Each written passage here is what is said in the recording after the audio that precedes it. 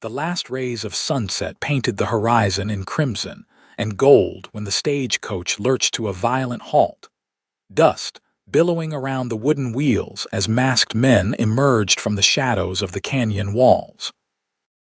Josephine Whitfield clutched her reticule tighter against her chest, her heart hammering beneath her corset as the sound of gunshots pierced the evening air. This journey to Silver Creek was supposed to be her fresh start, not her final moment on this earth. It was 1878, and the territory of Arizona was still wild and untamed. Josephine had left behind a comfortable but empty life in Boston following the death of her father, hoping to find purpose as the new schoolteacher in the frontier town. Now, as rough voices demanded valuables and the other passengers trembled, she wondered if she had made a terrible mistake. "Nobody move," a gruff voice called from outside the coach. "Hand over your valuables and nobody gets hurt." The elderly couple across from her shakily removed their wedding bands while the banker beside her reluctantly produced his pocket watch. When the masked bandit's eyes fell on Josephine, she felt her blood run cold. "That's a mighty fine necklace, miss," he said, gesturing to the silver pendant at her throat, her mother's last gift before consumption had taken her. "Please," Josephine whispered. "It's all I have of her." The bandit reached forward, but a sharp whistle cut through the air, followed by the thunder of approaching hoofbeats. The robber's head snapped toward the sound, and Josephine caught a glimpse of a lone rider cresting the ridge, silhouetted against the darkening sky. "Boss, we've got company," one of the bandits shouted. The rider descended upon them like an avenging angel, his gun already drawn. His face was partially obscured by a bandana, but even from a distance, Josephine could see the determination in his stance. He fired a warning shot into the air. "I suggest you boys reconsider your evening plans," the newcomer called out, his voice steady and commanding. The leader of the bandits spat on the ground. "This ain't your business, stranger. I'm making it my business." The rider dismounted in one fluid motion, keeping his revolver trained on the group of robbers.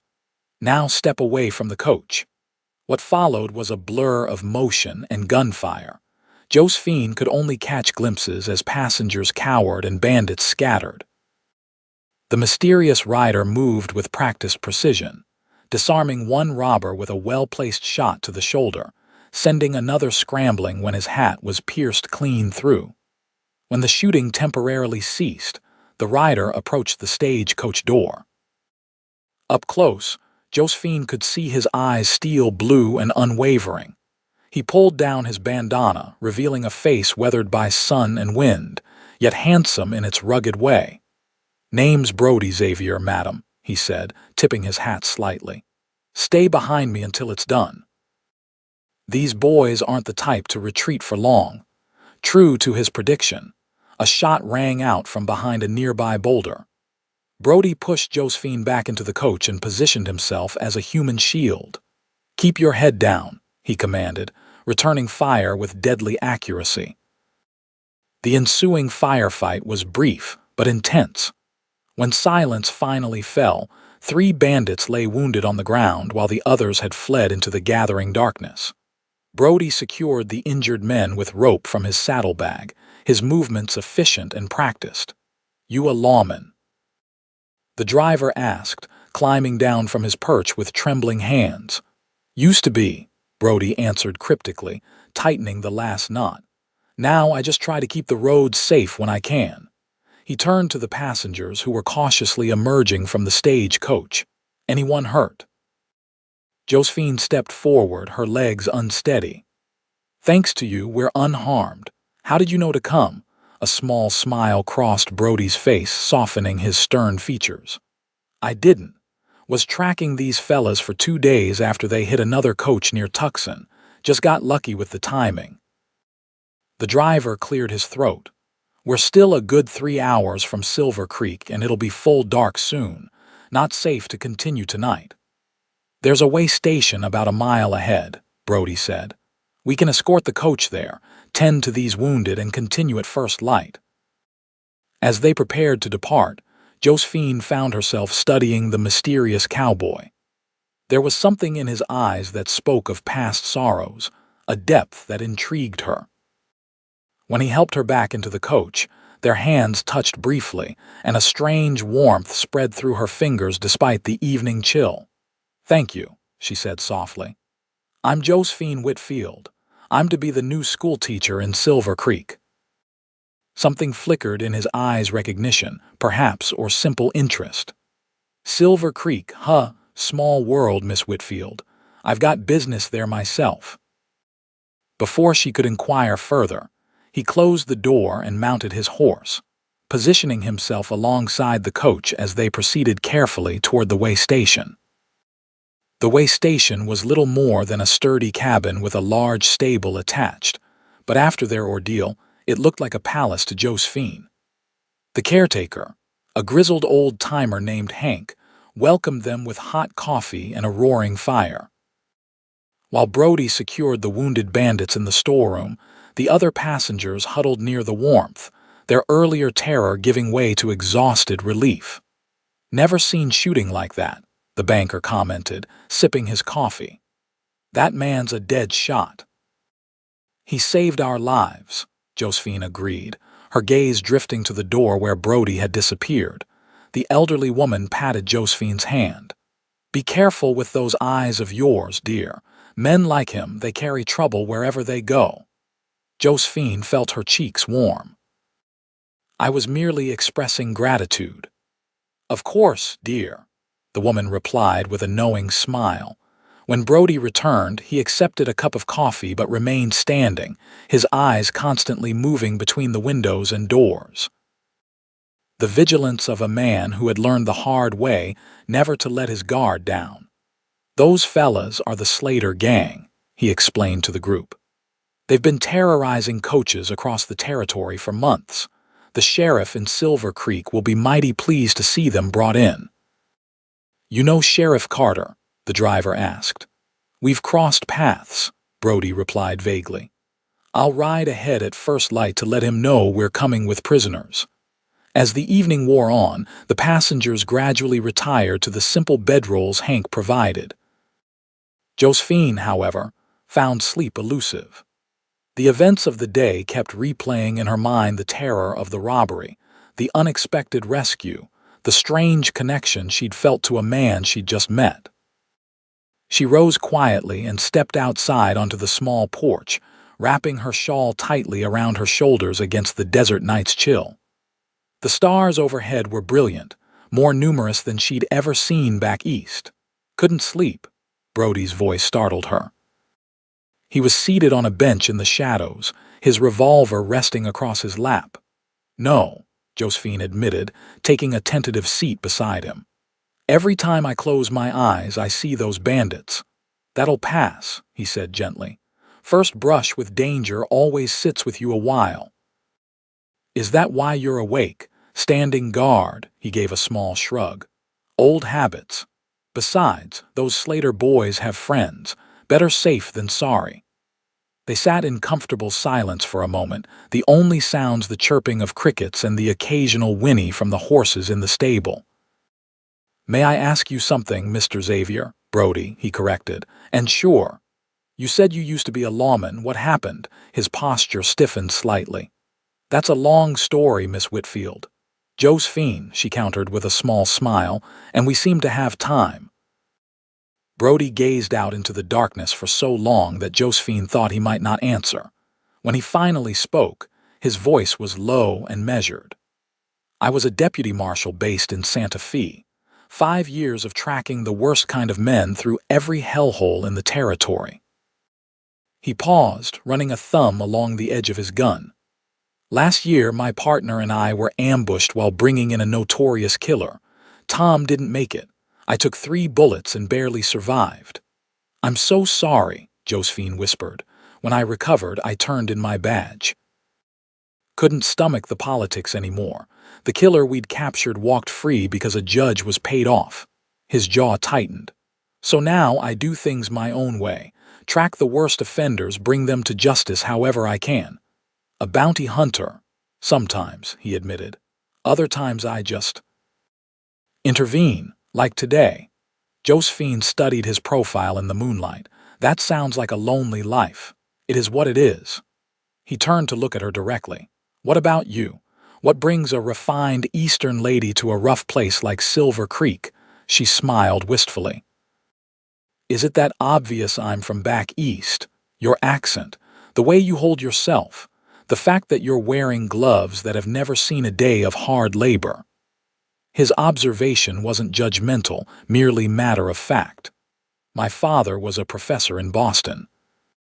When he passed last winter, I found myself alone with few prospects. I've always wanted to teach, and when I saw the advertisement for a schoolteacher in Silver Creek, it seemed like fate. She twisted her hands in her lap.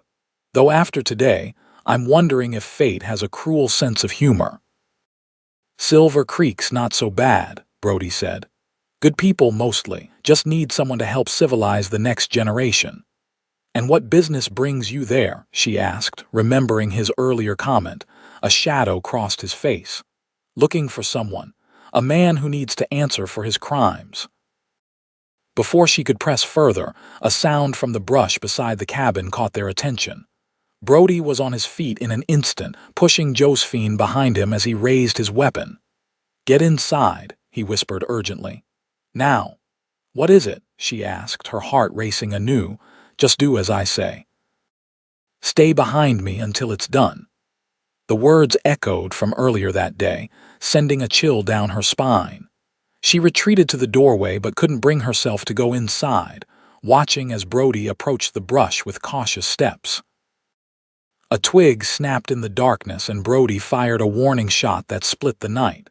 Show yourself, he commanded. There was a moment of tense silence, then a young voice called out, Don't shoot, please. From the bushes emerged a boy no more than 15, hands raised in surrender, his dirty face streaked with tears. Jacob, Brody lowered his gun in surprise.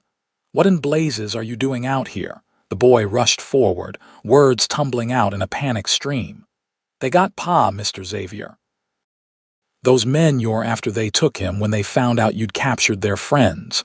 Brody's face hardened. Who has your father, Jacob? Slow down and tell me clearly.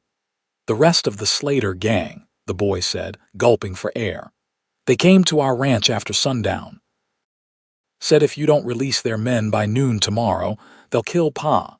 Said to tell you to bring the prisoners to Copper Canyon. Josephine watched the conflict play across Brody's face, duty warring with compassion. How many men? He asked. 5, maybe 6, Jacob replied. They're holed up in the old mining camp. Brody placed a hand on the boy's shoulder. You did right coming to me, Jacob. Now get inside and get some food in you. We'll figure this out. As Jacob went inside with Hank, Brody turned to find Josephine still standing in the doorway, her face pale in the moonlight. I can't release those men, he said quietly. They've killed innocent people, but I can't let them murder Jacob's father either. What will you do? She asked. A grim determination settled over his features. What I always do, find a way to beat them at their own game. He looked up at the star-filled sky, calculating. We have about 8 hours until dawn. That should be enough time. Enough time for what? To set a trap of our own. He met her gaze directly. Miss Whitfield, Josephine, I know we've only just met, but I could use your help. Despite every sensible instinct telling her to stay safely inside, Josephine found herself nodding. Tell me what to do. The next few hours passed in a flurry of activity.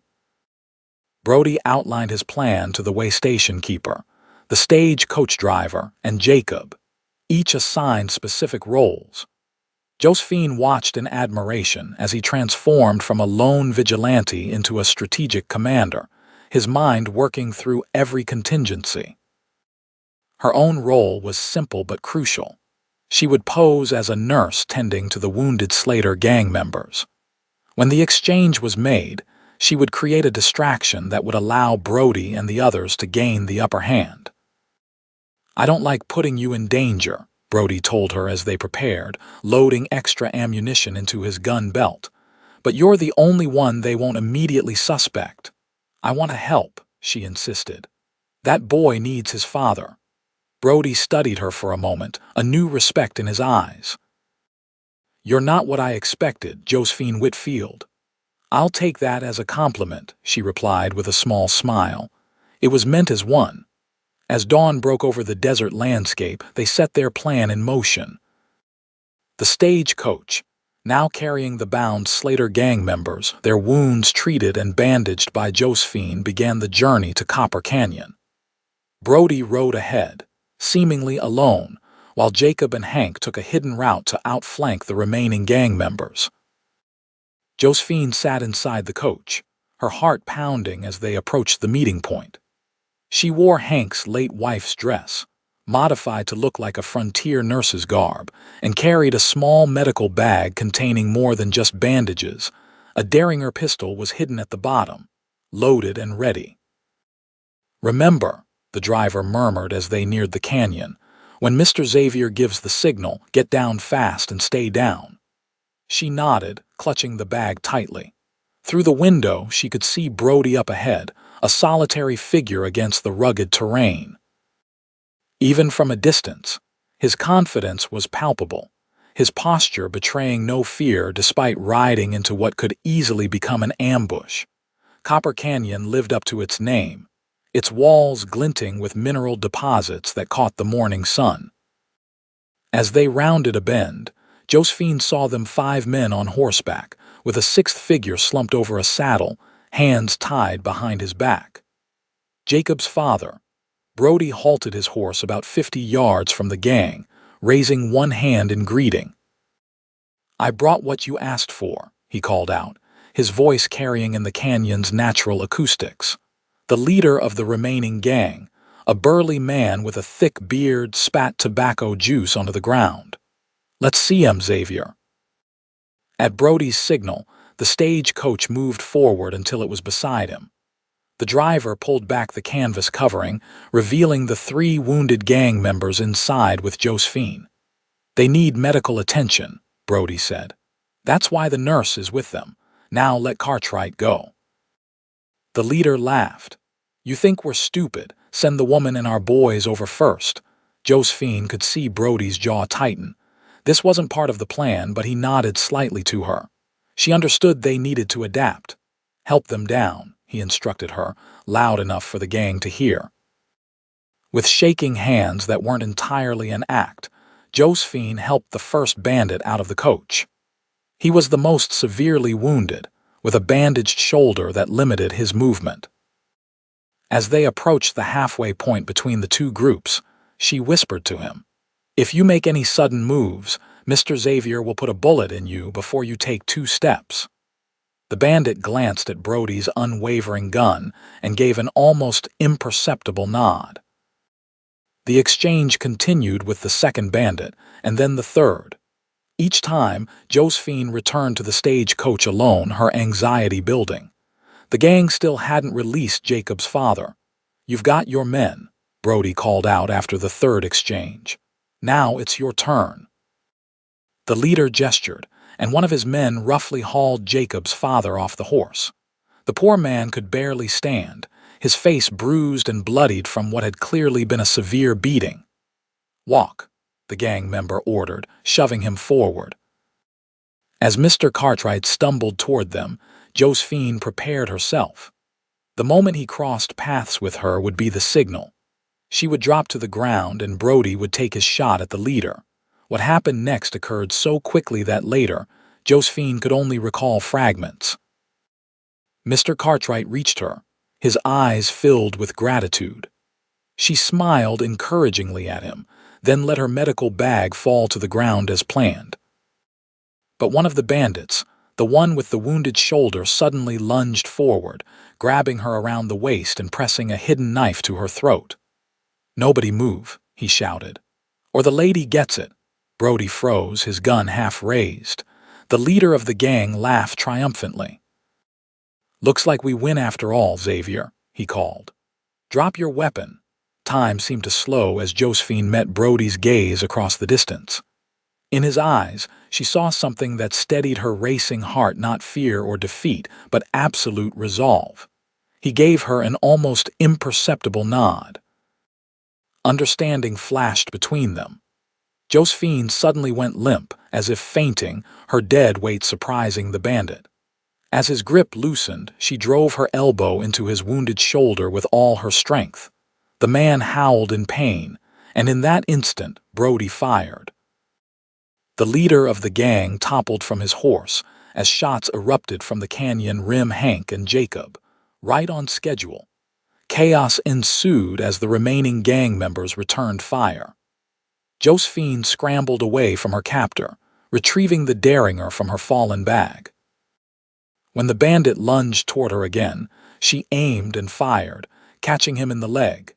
He fell with a shriek of pain just as Brody reached her side, pulling her behind the relative safety of a large boulder.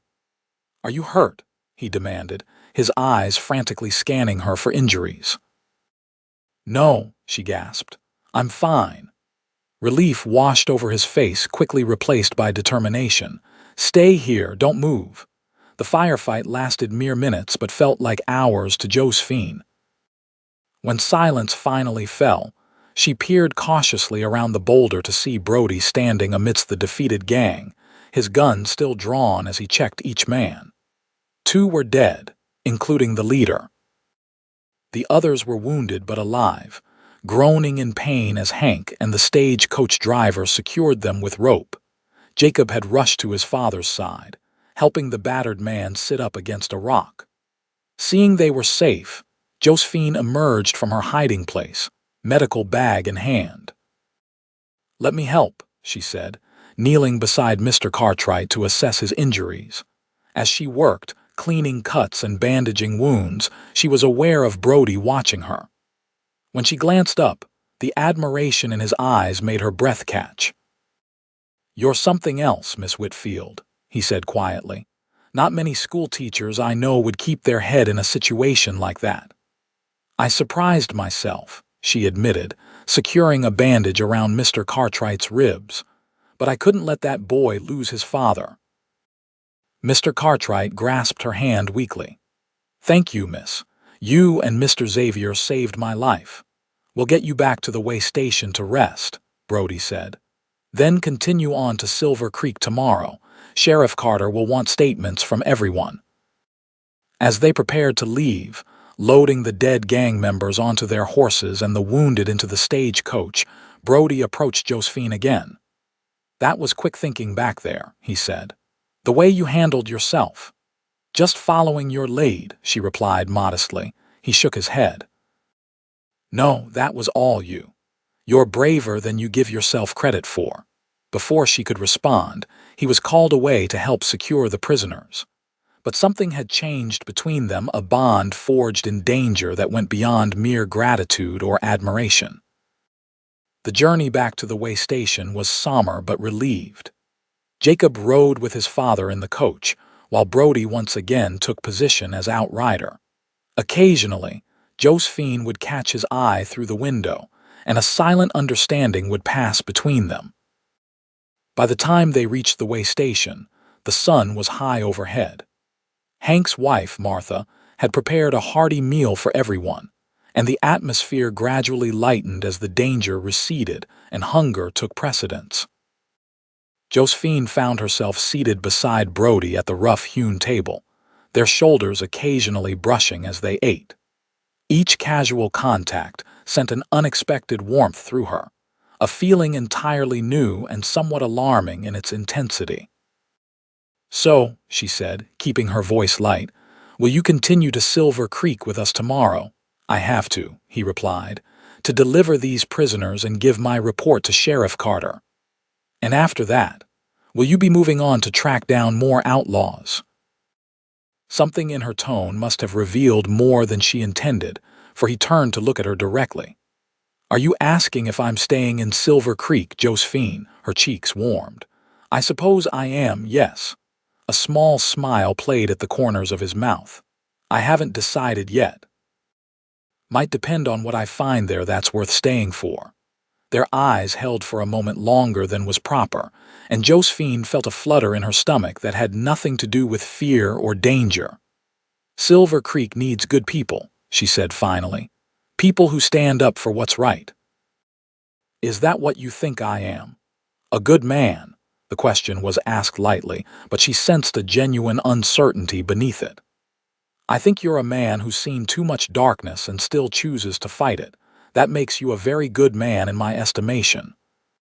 He looked down at his plate, seemingly at a loss for words. When he spoke again, his voice was rougher than before. Your estimation means more than it should, considering we met less than a day ago. Sometimes, she said softly, a day can change everything. Later that evening, as the way station settled into quiet, Josephine once again found herself unable to sleep. This time, however, it wasn't fear keeping her awake, but a restless energy she couldn't quite name. She stepped outside onto the porch, unsurprised to find Brody already there. He stood leaning against a post, looking out at the star-scattered sky. We should stop meeting like this, he said without turning, a smile in his voice. People will talk. Let them, she replied, coming to stand beside him. After today, I find I care less about what people think. He chuckled. Frontier life will do that to you. They stood in companionable silence for a while, the desert night spreading around them, vast and peaceful after the day's violence. Can I ask you something? She ventured eventually. Anything. The man you're looking for in Silver Creek, is he dangerous? Brody was quiet for so long that she thought he might not answer. Finally, he sighed. Yes, he's the one who orchestrated the ambush that killed my partner. Judge Harmon let him walk on a technicality, but I've been tracking him for months. Finally got word he's in Silver Creek, possibly planning something big. What will you do when you find him? What I should have done a year ago. Bring him to justice. His hand unconsciously moved to his side, where Josephine knew bandages still covered old wounds. One way or another. She touched his arm gently. Just be careful, I'd like the chance to know you better, Brody Xavier. He turned to her then, his expression softening in the moonlight.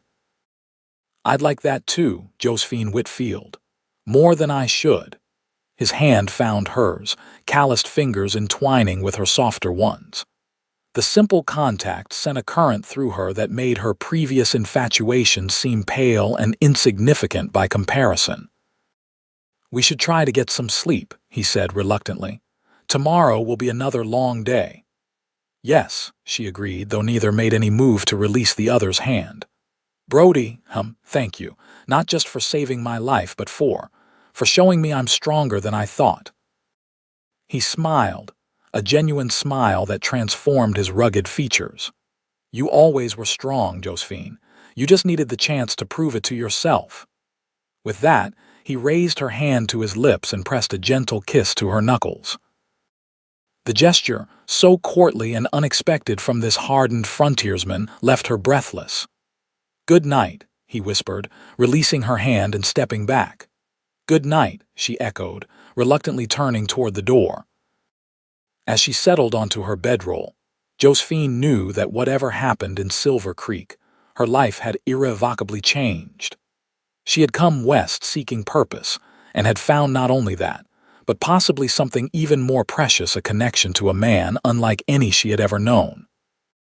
Dawn came too quickly, bringing with it the bustle of preparation for the final leg of their journey to Silver Creek.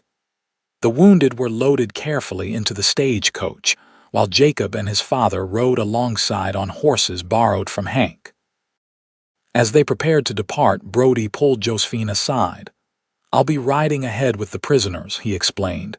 Need to alert the sheriff before we arrive. I want you to stay with the coach. It should be safe now, but you worry, she finished for him, smiling. I understand. We'll be right behind you. He hesitated, as if wanting to say more, then simply nodded and mounted his horse. With the wounded bandits secured to their own mounts, he led the small procession away from the way station, casting one final glance back at Josephine before disappearing around a bend. The remaining journey passed uneventfully, the landscape gradually changing from open desert to rolling hills, dotted with pine trees, as they approached Silver Creek. By mid-afternoon, they crested a hill to see the town spread before them, larger than Josephine had expected, with several streets of wooden buildings, a church steeple rising prominently at one end. "There she is," the driver announced. "Silver Creek, population 300 and growing." Josephine's stomach fluttered with a mixture of anticipation and nervousness. This would be her home now, these people her neighbors and the children her pupils. Somewhere in that town, Brody was already making arrangements for the prisoners. Would he stay once his business was concluded? The uncertainty made her heart ache strangely. As the stagecoach rolled down the main street, Josephine noted curious faces peering from shop windows and doorways. News traveled fast in small towns. No doubt everyone already knew about the stagecoach robbery and subsequent events. They pulled up before a sturdy building with a sign proclaiming it the sheriff's office. Almost immediately the door opened, and a tall man with a star pinned to his vest emerged, followed by Brody.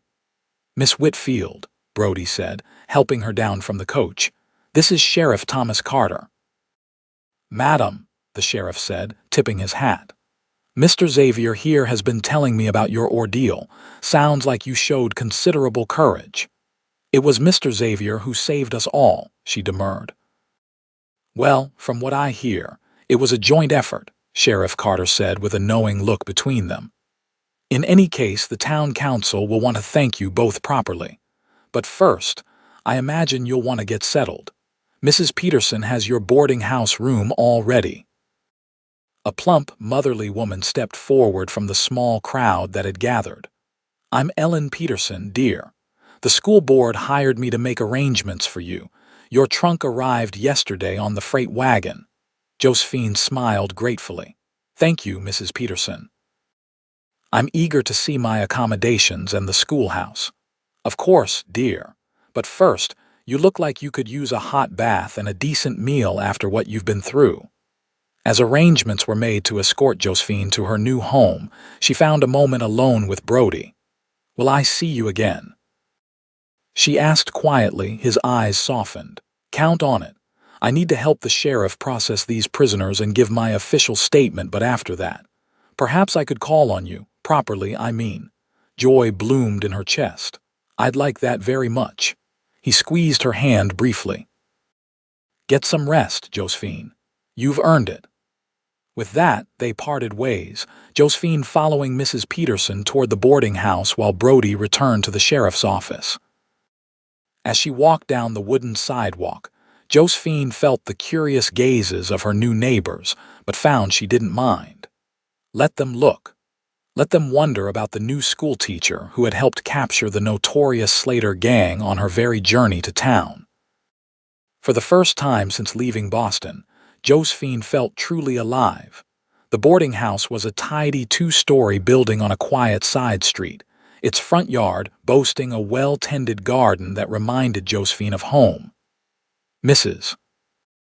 Peterson showed her to a comfortable room on the second floor, complete with a small writing desk, a narrow bed with a colorful quilt, and a washstand with a porcelain basin.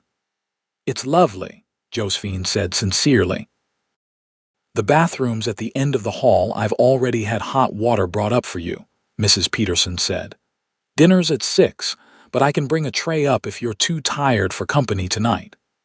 "That's very kind, but I think I'd like to meet the other boarders," Josephine replied. "After all, this is my home now." After Mrs. Peterson left, Josephine sank onto the bed, the events of the past 2 days finally catching up with her.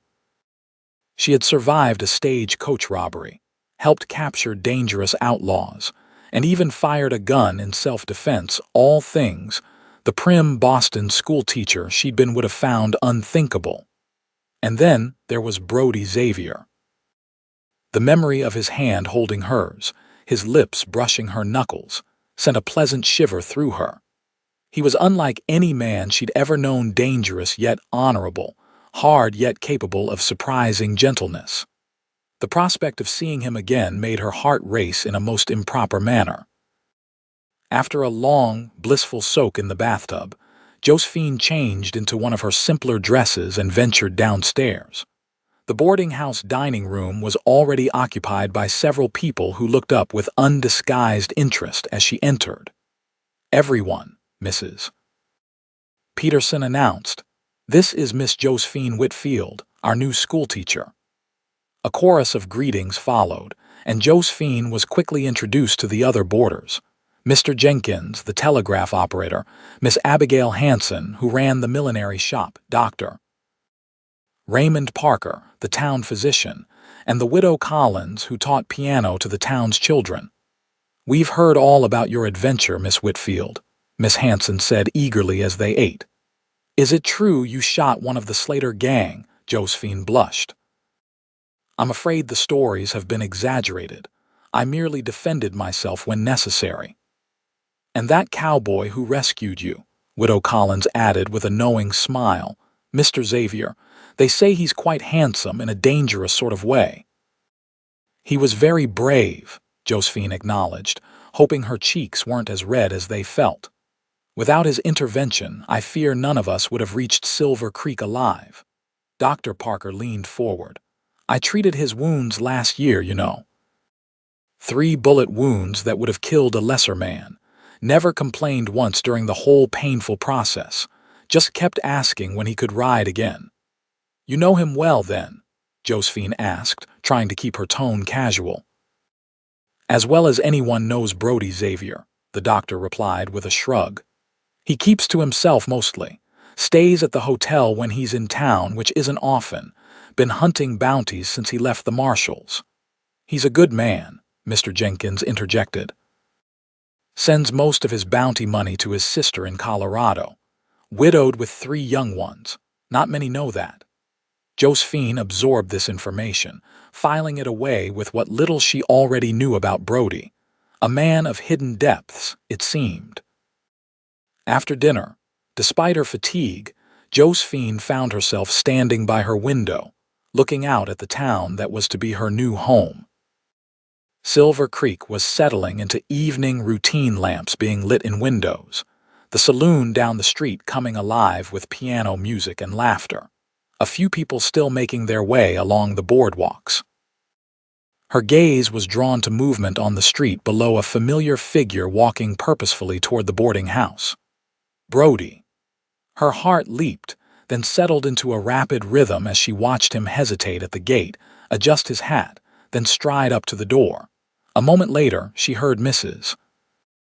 Peterson's voice from downstairs, followed by footsteps on the stairs. A gentle knock sounded on her door. "Miss Whitfield, you have a visitor. Mr. Xavier is in the parlor." Josephine took a deep breath, checking her appearance quickly in the small mirror above the washstand. "Thank you, Mrs. Peterson. I'll be right down." The parlor was a cozy room at the front of the house, furnished with several comfortable chairs and a small sofa. Brody stood when she entered, removing his hat in a smooth motion. He'd clearly taken time to clean up as well. His hair was damp, his face freshly shaved, and he wore a clean shirt under his leather vest. "Miss Whitfield," he said formally, aware of Mrs. Peterson hovering nearby. "I hope I'm not disturbing your evening." "Not at all, Mr. Xavier," she replied, matching his tone. "It's good to see you." Mrs. Peterson cleared her throat. "I'll bring some coffee," she said, though her expression made it clear she was leaving the door open for propriety's sake. Once they were relatively alone, Brody's posture relaxed slightly. "You look well," he said softly. "The town suits you already." "Everyone has been very kind," she acknowledged. "How are the prisoners, secure in the jail?" Sheriff Carter sent telegrams to the territorial marshal and the other towns where the Slater gang operated. "There'll be a trial in a few weeks." He paused, seeming to choose his next words carefully. "I've been asked to stay until then to testify." Josephine couldn't hide her smile. "Then you'll be in Silver Creek for a while. It appears so." His eyes held hers. "I was hoping. That is, if you're not too busy with your new position. Perhaps I could show you around town tomorrow. There's a nice cafe that serves a decent breakfast." "I would like that very much, Mrs. Peterson returned with coffee and a plate of cookies, effectively ending their private conversation. For the next half hour, they spoke of neutral topics: the weather, the upcoming town social, the new schoolhouse where Josephine would begin teaching the following week. When Brody finally rose to leave, Josephine walked him to the door. "Until tomorrow, then," he said, his voice low enough that Mrs. Peterson, busying herself with the coffee cups, couldn't hear. "I look forward to it," Josephine replied. He hesitated, then reached for her hand, giving it a gentle squeeze before releasing it and stepping outside. Josephine watched him walk away, a curious lightness in her chest despite the day's fatigue. "He's quite taken with you," Mrs. Peterson observed, suddenly at her elbow. Josephine jumped slightly. "Oh, I don't know about that. We've only just met, after all." The older woman smiled knowingly. "My dear, I've been watching young people fall in love for 30 years. I know the signs." "Love, that's absurd," Josephine protested, though her heart raced at the word. "We barely know each other." "Sometimes it happens that way," Mrs. Peterson said with a shrug. "My Henry proposed after knowing me 3 days. We had 42 wonderful years together before the good Lord called him home." With that, she patted Josephine's arm and bustled away, leaving the young woman to ponder her words. That night, Josephine dreamed of stagecoaches and gunfire, of danger and rescue. But mostly, she dreamed of steel blue eyes and a gentle hand holding hers beneath the desert stars. Morning brought sunshine streaming through her window and a renewed sense of anticipation. Josephine dressed with extra care, selecting a pale blue dress that she knew complemented her eyes, and arranging her hair in a style that was neat but not severe. Brody was waiting on the boarding house porch when she came downstairs, his hat in his hands, looking surprisingly nervous for a man who had faced down armed bandits without flinching. "Good morning," she greeted him, pleased when his eyes widened appreciatively at the sight of her. "Morning," he replied, offering his arm. "Shall we?" They walked through Silver Creek, Brody pointing out various establishments and introducing her to people they encountered. The town was fully awake now, bustling with morning activities: shopkeepers sweeping their porches, children running errands, wagons delivering goods. "And there's your domain," Brody said, indicating a white clapboard building at the end of a side street. "The Silver Creek School." Josephine's heart quickened at the sight. It was smaller than the schools she'd known in Boston, but it was charming, with large windows and a bell tower on top. "Would you like to see inside?" he asked, producing a key from his pocket. "Sheriff Carter lent me this. Thought you might want a preview before the official tour with the school board tomorrow." "You thought of everything," she said, genuinely touched by his consideration. The schoolhouse was simple but well-maintained, with 2 rows of desks facing a larger teacher's desk and blackboard. A small stove stood in one corner for the winter months, and bookshelves lined the back wall, though they were sparsely filled. "We'll need more books," Josephine murmured, already making mental notes. "The town will support you," Brody assured her. "Education's important out here. Most of these kids won't have many opportunities otherwise." She turned to look at him, standing there in the morning light streaming through the windows. "You care about these children."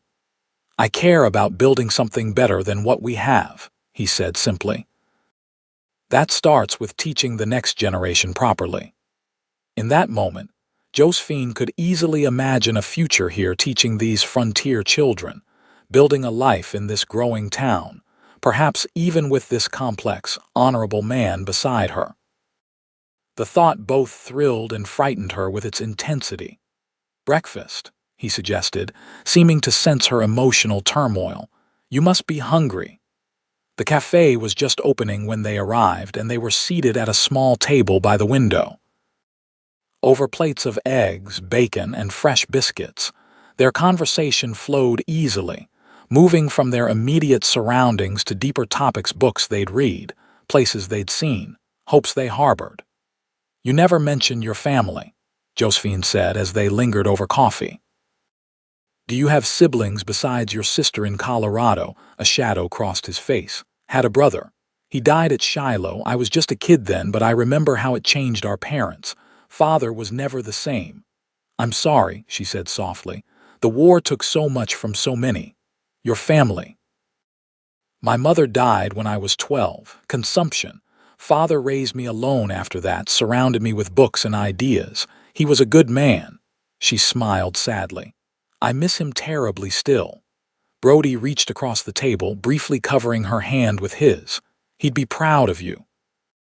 Coming all this way, facing danger, ready to shape young minds. I hope so, she whispered. After breakfast, they continued their tour of the town, ending at the livery stable where Brody kept his horse. I need to check on Duster, he explained. Make sure he's recovered from our adventures. The big bay gelding nickered in recognition as they approached his stall. Brody produced an apple from his pocket, which the horse accepted with obvious delight. He likes you, Josephine observed, smiling at the gentle interaction between man and beast. We've been through a lot together, Brody said, patting the horse's neck affectionately. 5 years, countless miles, he's never let me down. May I? She asked, reaching a tentative hand toward the horse. Of course. He's gentle with ladies.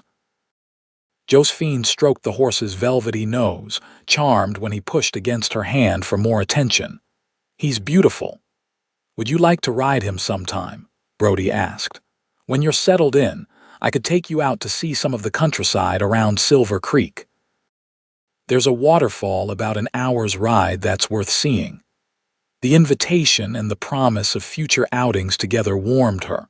I'd like that, though I should warn you, I'm not an accomplished rider.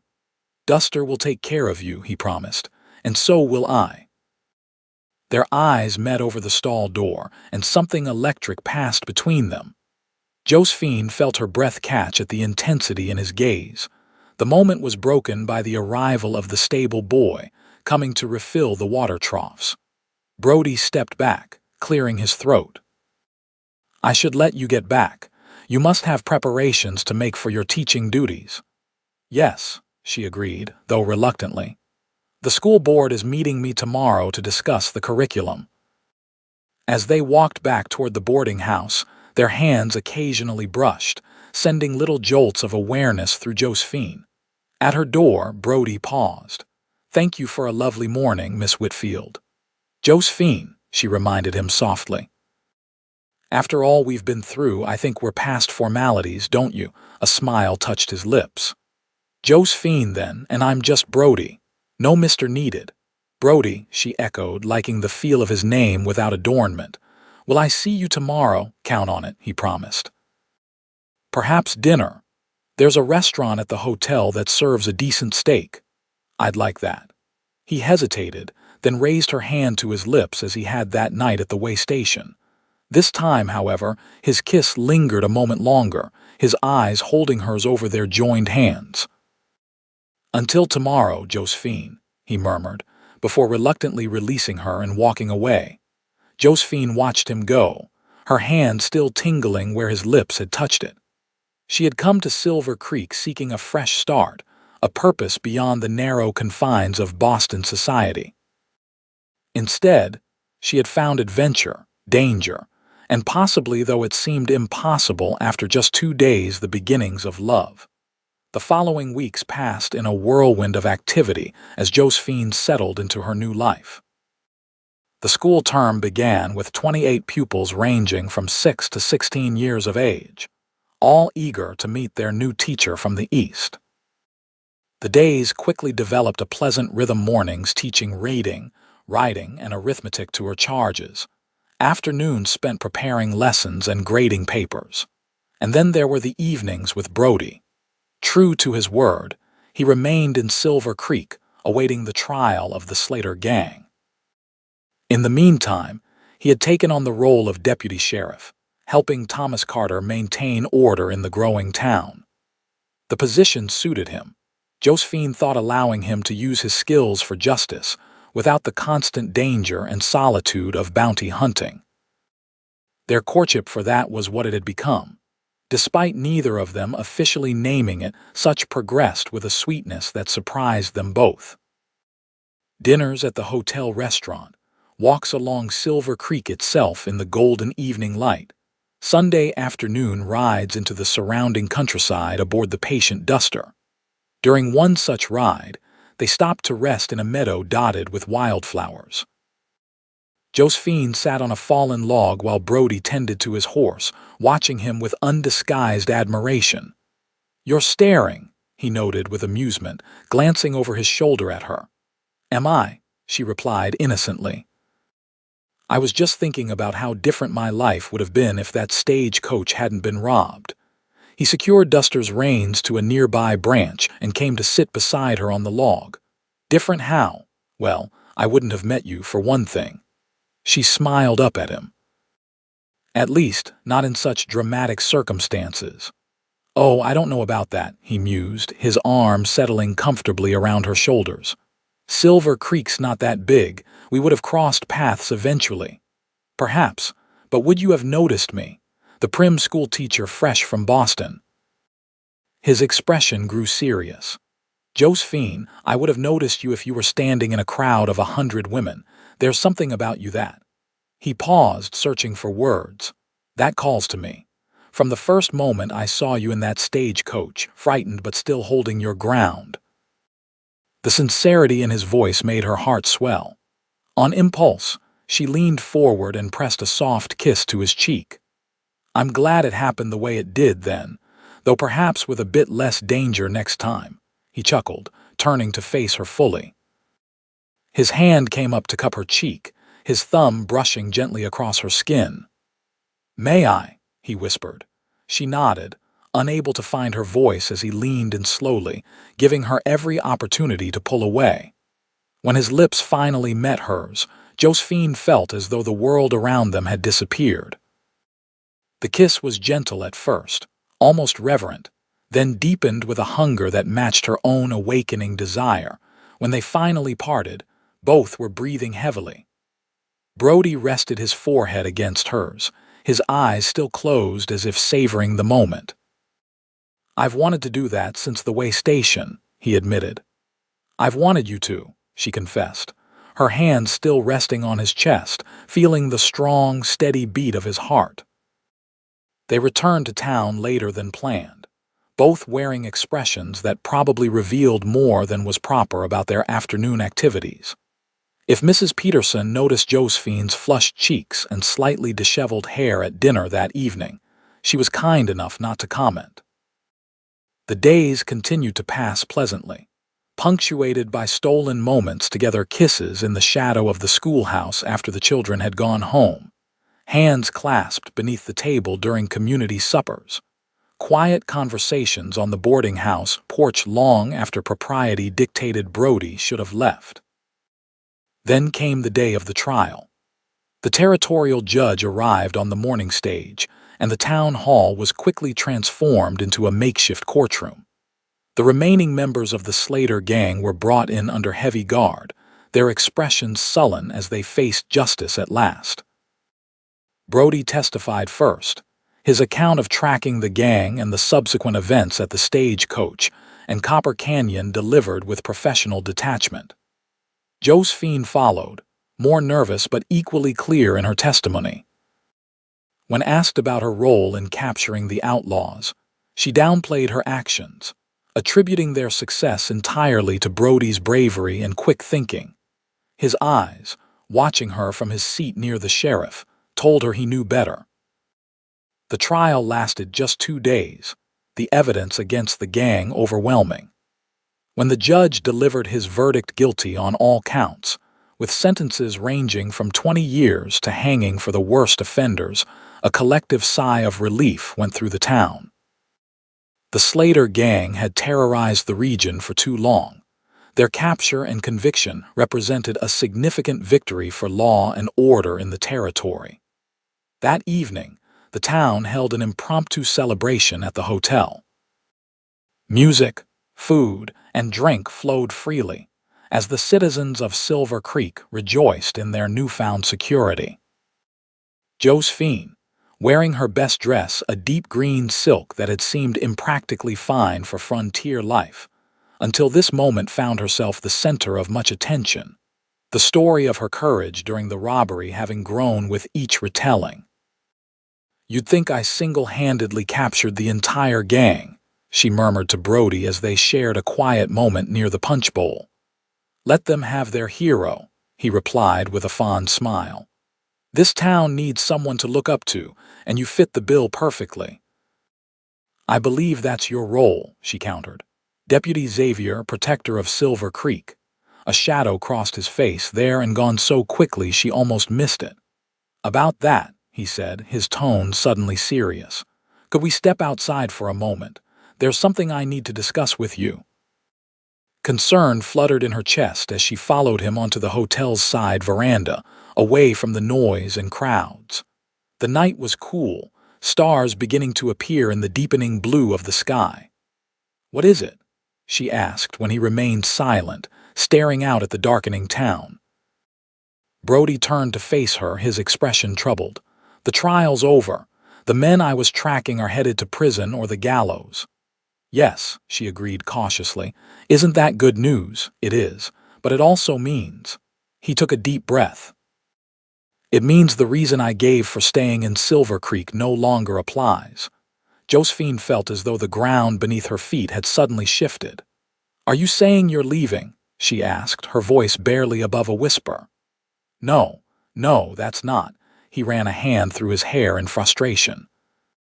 "I'm saying I need a reason to stay. A real one, not just an excuse." Relief flooded through her, followed quickly by confusion. "I don't understand." Brody stepped closer, taking both her hands in his. "Josephine, these past weeks have been the happiest I can remember. For years, I've been wandering, hunting men who deserve justice, never staying anywhere long enough to put down roots. It was easier that way after what happened with my partner. Easier not to care too much." He squeezed her hands gently. "But then you came along, and suddenly I find myself caring very much. About this town, about the future, about you." Josephine's heart began to race as she realized where this conversation was heading. "Brody, I know it's fast," he continued quickly. "Too fast, probably. We've known each other barely a month. But I also know what I feel, and I think I hope you might feel the same." He released one of her hands to reach into his pocket, withdrawing a small object that glinted in the lantern light. A ring, simple but beautiful, with a modest diamond flanked by two smaller sapphires. "This was my mother's," he explained softly. "I've carried it with me for years, never thinking I'd have a reason to offer it to anyone." Josephine gasped, her free hand flying to her mouth as he slowly dropped to one knee before her. "Josephine Whitfield, I know I'm not the kind of man your father might have chosen for you. I'm rough around the edges with a past that's not always pretty. But I promise you this, I will spend every day trying to be the man you deserve. If you'll have me as your husband, I'll never leave your side again." Tears filled her eyes, blurring her vision of this strong, brave man kneeling before her, offering his heart as openly as he had once offered his protection. "Stay behind me until it's done," he had said that first day. But what he was offering now was a lifetime of standing beside her, facing whatever came together. "Yes," she whispered, then louder. "Yes, Brody Xavier, I will marry you." Joy blazed across his face as he rose, slipping the ring onto her finger with hands that trembled slightly. Then he was pulling her into his arms, his kiss conveying all the emotions words couldn't express: love, gratitude, promise. When they finally parted, breathless and laughing, Brody pressed his forehead to hers. "I love you, Josephine. Have since that night at the way station, I think." "I love you too," she replied, the words feeling natural and right. "Though I believe it started for me when you said stay behind me until it's done. Never had anyone protect me that way before." He chuckled, brushing a stray tear from her cheek. "Well, get used to it, because I plan to keep you safe for the rest of our lives." A throat cleared behind them, and they turned to find Sheriff Carter standing in the doorway, a knowing smile on his face. "Sorry to interrupt," he said, not looking sorry at all, "but folks are asking for the guests of honor." "We'll be right in, Thomas," Brody replied, his arm secure around Josephine's waist. "Should I be offering congratulations?" The sheriff asked, his gaze dropping to the ring now adorning Josephine's left hand. Brody looked to Josephine, who nodded happily. "Yes," he confirmed. "Miss Whitfield has agreed to become Mrs. Xavier." "About time," Sheriff Carter said with a grin. "Whole town's been taking bets on when you'd get around to asking her. I believe Doc Parker just won a considerable sum." As the sheriff returned inside, presumably to announce their engagement to the assembled townspeople, Brody turned back to Josephine. "Are you ready for this?" "Once we go in there, the whole town will know." "I'm ready," she assured him, reaching up to straighten his collar affectionately. "I've never been more certain of anything in my life." Hand in hand, they re-entered the hotel to a chorus of cheers and well wishes. Mrs. Peterson was openly weeping, while Dr. Parker collected his winnings with a satisfied grin. Even the mayor stepped forward to shake Brody's hand and kiss Josephine's cheek, declaring their engagement a fitting conclusion to the day's events. As the celebration continued around them, now with a second reason for rejoicing, Josephine found herself surrounded by the women of Silver Creek, all eager to discuss wedding plans. June was the traditional month for brides. Mrs. Peterson insisted, though Miss Hanson argued that a spring wedding would be equally lovely. "What do you think, my dear?" the widow Collins asked Josephine. "When would you like the ceremony to be?"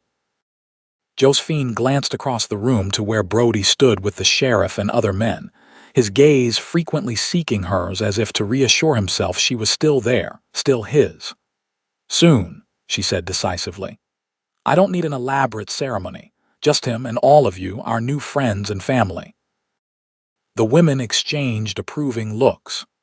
"That settles it," Mrs. Peterson declared. 3 weeks from Sunday. That gives us just enough time to prepare a proper celebration without unnecessary delay." Later that night, as Brody walked Josephine back to the boarding house under a canopy of stars, they spoke of their future together. The small house at the edge of town that was for sale, where they could start their life together. The possibility of children someday. His permanent appointment as deputy sheriff, and her continued teaching for Josephine had no intention of giving up her beloved classroom even after marriage. "Are you sure about that?" Brody asked as they paused at the boarding house gate. "Most men expect their wives to stay home."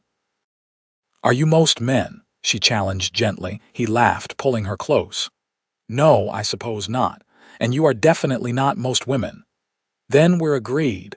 I'll continue teaching, at least until we have children." "Agreed," he murmured, sealing the promise with a kiss that lingered until Mrs. Peterson pointedly turned the porch light on and off. "I should go in," Josephine sighed reluctantly. 3 weeks, Brody reminded her. "Then you'll never have to say good night to me again." The thought sent a pleasant shiver through her. 3 weeks, she echoed. "It seems both an eternity and no time at all to prepare for a wedding." "All I need is you," he said simply. "The rest is just details." With a final kiss, she slipped inside, her heart too full for words. From the stagecoach robbery that had thrown them together to this moment of perfect happiness, it had been a journey neither could have predicted, but both now treasured. The 3 weeks before their wedding passed in a flurry of preparations and anticipation. The women of Silver Creek rallied around Josephine, helping to sew her wedding dress, prepare the church, and plan the celebration that would follow the ceremony. Meanwhile, Brody and some of the town's men worked on renovating the small house that would become their home, adding a new porch and repainting the exterior. They stole moments together, whenever possible, brief interludes between Josephine's teaching duties and Brody's responsibilities as deputy. Each day brought them closer, deepening the bond that had formed so quickly in the face of danger and flourished in the peace that followed.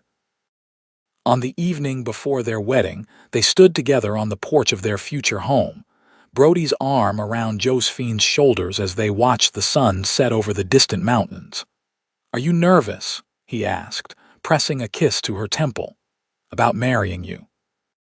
"Not in the least," she replied honestly. "About the ceremony itself, perhaps a little. I've never liked being the center of attention," he chuckled.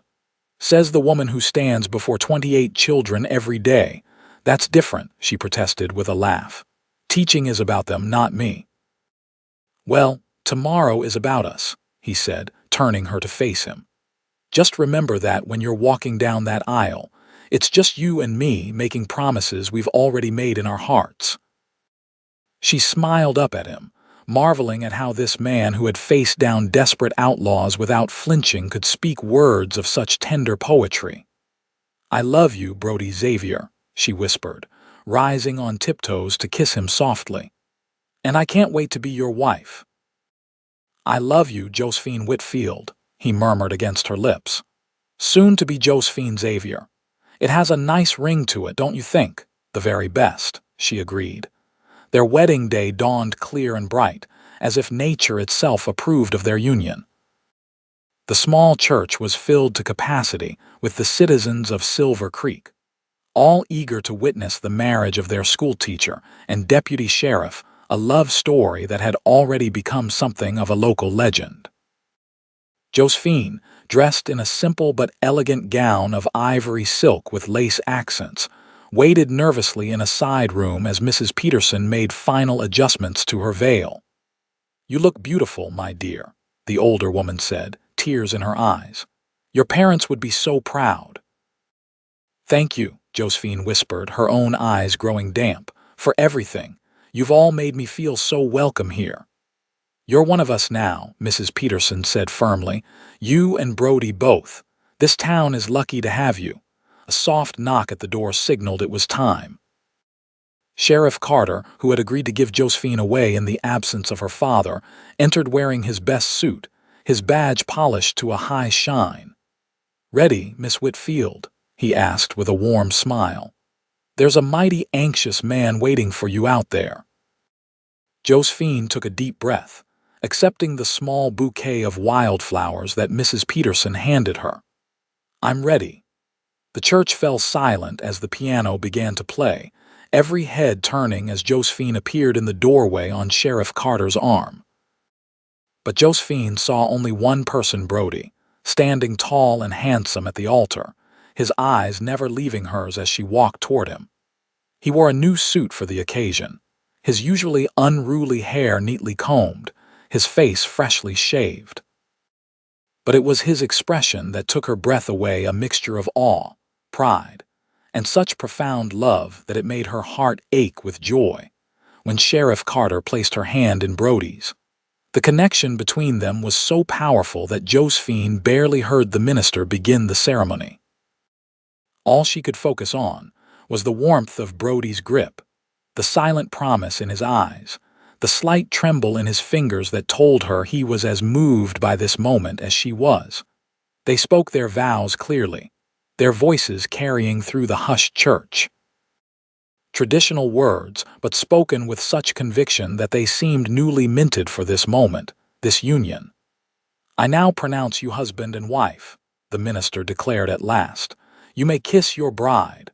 Brody's hands came up to frame her face with infinite tenderness. "My wife," he whispered, for her ears alone, before lowering his lips to hers in a kiss that sealed their vows more thoroughly than any words could have done. The church erupted in applause and cheers as they turned to face their friends and neighbors as husband and wife for the first time. Josephine couldn't stop smiling as they walked back down the aisle together, her hand secure in the crook of Brody's arm. The celebration that followed at the town hall was joyous and heartfelt.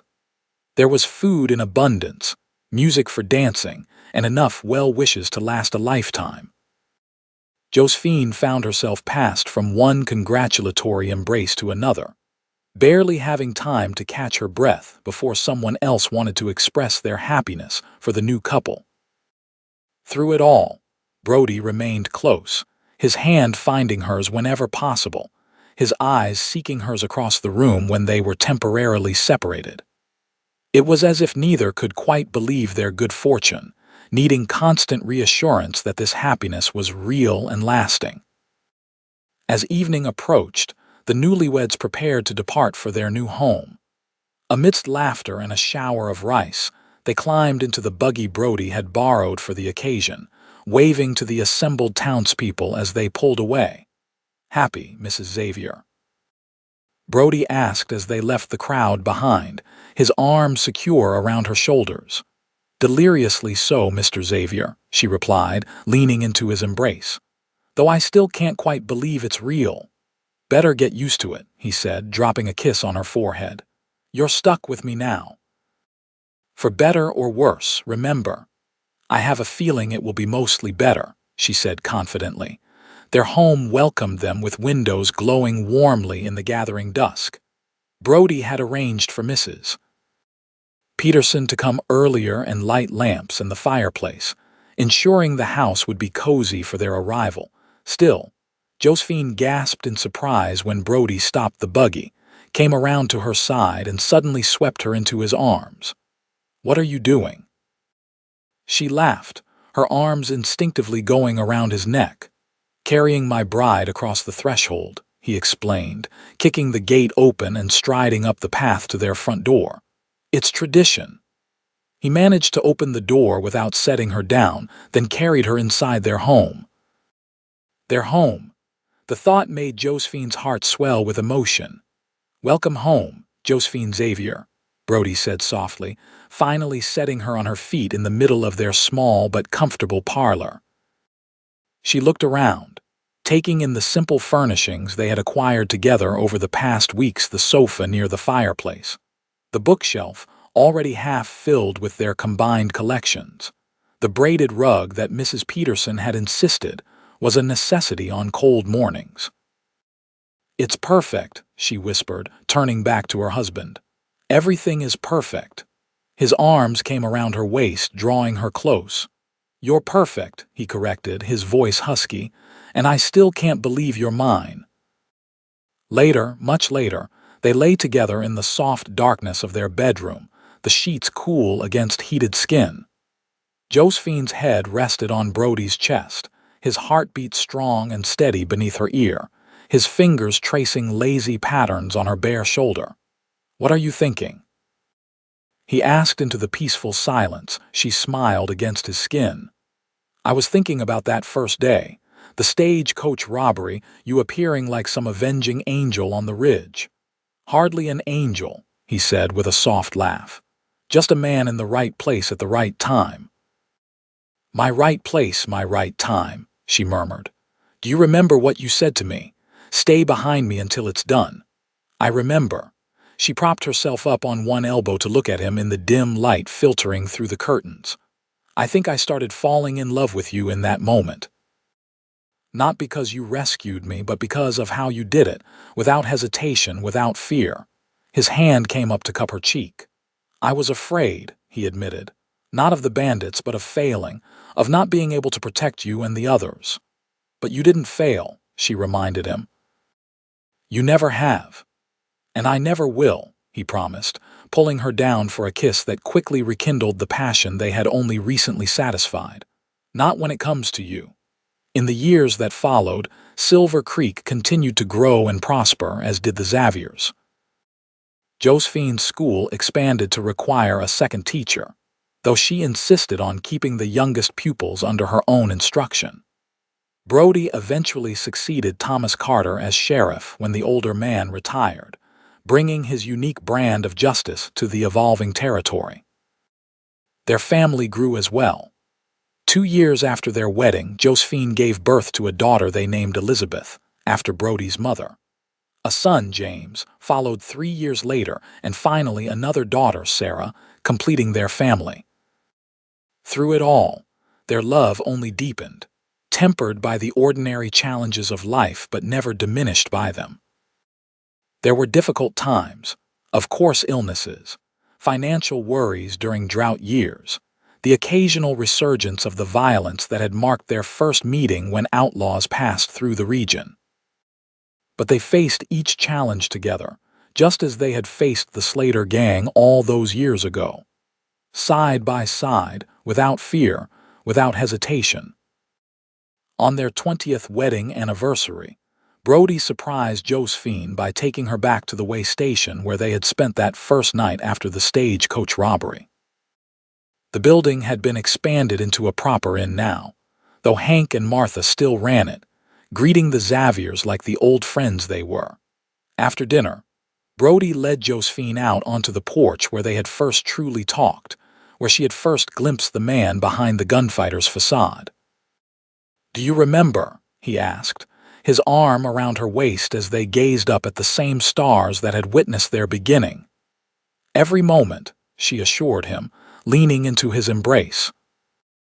Though they were older now, silver threading through her once brown hair, lines of experience etched around his eyes, the connection between them remained as strong as ever. "I was thinking about what I said to you that first day," Brody mused. "Stay behind me until it's done." Pretty presumptuous, looking back, Josephine laughed. It was appropriate for the situation. "Maybe," he conceded with a smile, "but I'm glad you didn't take it as a permanent instruction. Life's been better with you beside me, not behind me." "Partners," she agreed, turning in his arms to face him. "In everything."